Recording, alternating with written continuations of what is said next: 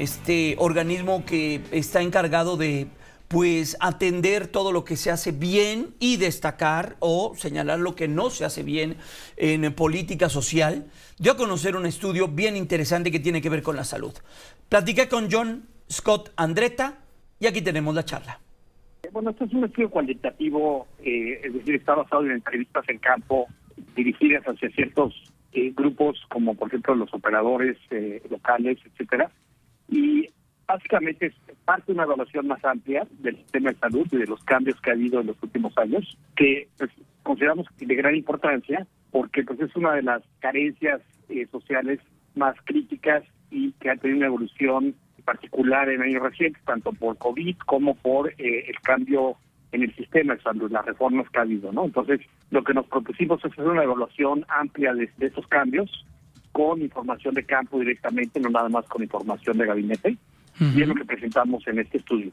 ¿Y qué es lo que representa o qué es lo que refleja el estudio? ¿Cuáles serían los principales hallazgos? Pues siempre resumir un estudio complejo es complicado, pero básicamente hay algunos logros importantes, como por ejemplo, logros más bien históricos, ¿no? Tenemos una infraestructura de salud primaria, en el nivel primario bastante amplia en el país en su conjunto.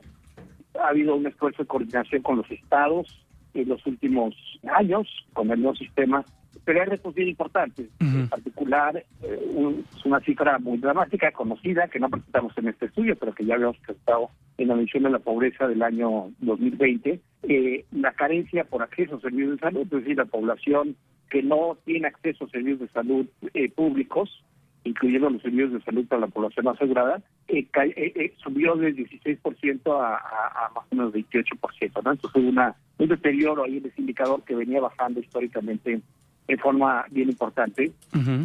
Y también pues, hay datos que indican datos de gasto de bolsillo, el uso creciente de estas farmacias con servicios de diagnóstico anexados a ellas, no zonas urbanas, que pues, es una buena noticia porque es una forma de acceder oportunamente a servicios de salud cuando no hay alternativas, pero por otro lado pues, refleja sin duda la falta de acceso a servicios públicos de calidad y que ofrezcan las medicinas en forma oportuna y gratuita. En ese particular destaca el tema que tiene que ver con la atención médica de primer nivel.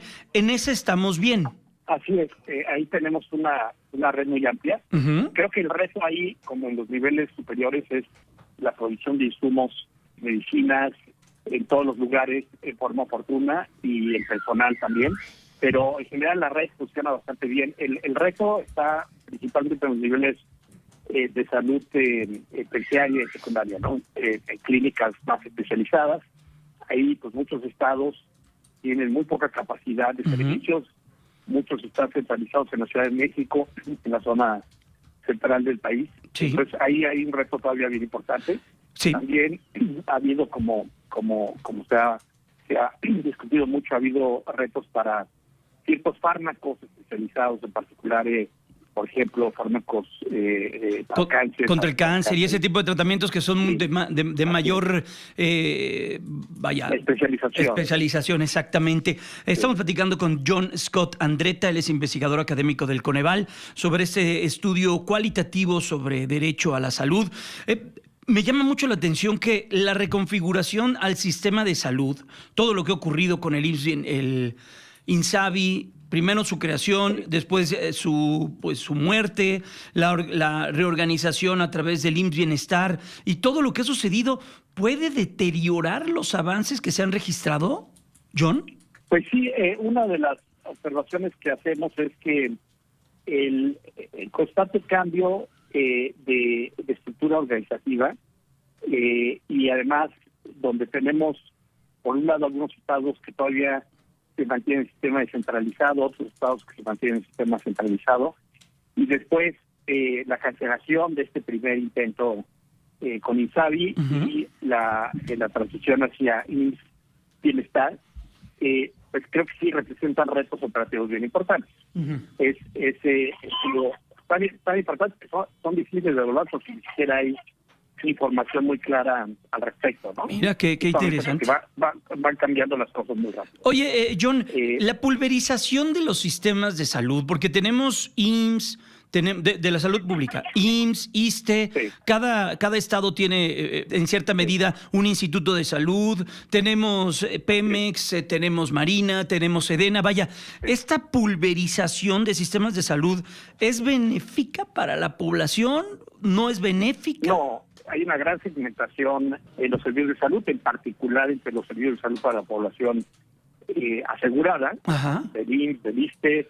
Esa misma está fragmentada entre pues, IMSS, ISSSTE y las paraestatales, ¿no? Por un lado. Ajá. Y por otro lado, los servicios de salud para la población no asegurada, que en general cuenta con un financiamiento más bajo y por lo tanto los servicios, las medicinas, la calidad que ofrecen, pues presumiblemente es correspondientemente más limitada y además pues genera todo tipo de distorsiones en el mercado laboral, ¿no? Entonces, en un sistema segmentado donde hay una población informal atendida por un sistema y una población formal atendida por múltiples sistemas, es muy costoso, hace ineficiente el sistema porque tienes que operar comprar en distintos sistemas paralelamente en vez de tener una cosa centralizada y además el acceso es muy desigual entre la población, ¿no? El acceso del trabajador de Pemex y el acceso de alguien que vive en una zona rural apartada, pues es completamente distinto, ¿no? Claro. Entonces, ese sí es un reto bien importante. Lo que se requiere es un sistema universal de salud donde tienes, no importa tu estatus laboral, tienes acceso a un sistema de salud, como es el caso de muchos países, ¿no? Canadá, Inglaterra, etcétera. Claro. Por último, Brasil. el tema que tiene que ver y que ha sido también pues puesto sobre la mesa ya en diversas ocasiones, los consultorios adyacentes a farmacias, ¿esos qué papel juegan y qué resultados se arrojan en el estudio?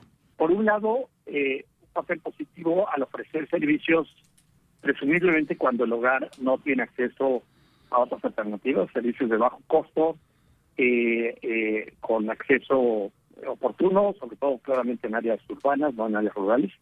El costo, la parte negativa, pues es que es un indicador, es una forma de privatización de la salud pública, ¿no? Es un indicador de que los hogares no pueden adquirir esos servicios en el sector público por alguna razón, y entonces optan por hacer gasto de bolsillo, de sus propios bolsillos. Ese gasto para hogares pobres puede ser catastrófico, es decir, puede representar una parte muy importante, una emergencia médica muy importante de su presupuesto y empobrecerlos todavía más de lo que estaban.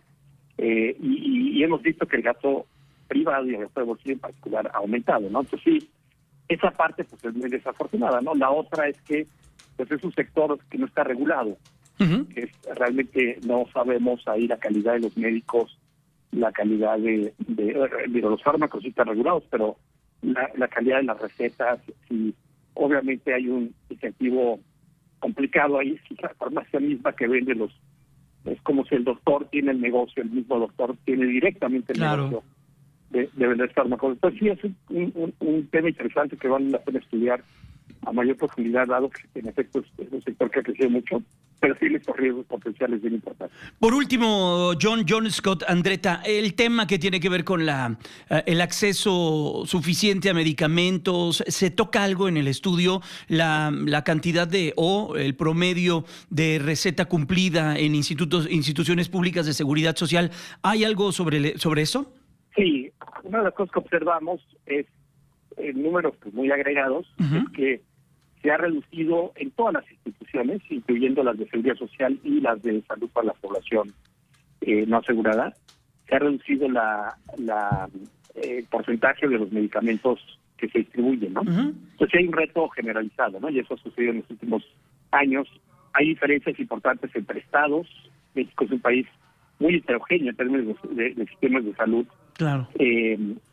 Por eso, pues, en los años anteriores, en las décadas anteriores, hubo un esfuerzo por descentralizar los sistemas, es decir, permitirle a los estados tomar sus decisiones en función de sus problemas particulares, pero igualando los recursos disponibles, igualando el financiamiento, ¿no? Eso fue algo que hizo, por ejemplo, el Seguro Popular, y yo creo que todavía está en la agenda, sin duda, actual. Nada más que ahorita nadie sabe muy bien cómo están fluyendo los recursos, cuáles estados, cómo se comportan estados con sistemas centralizados versus estados con Bueno, es parte de la charla que tuvimos con John Scott Andretta, interesante, ¿eh? Y el Coneval a mediados de agosto va a dar el dato de pobreza, lo que ha avanzado el país en ese sentido.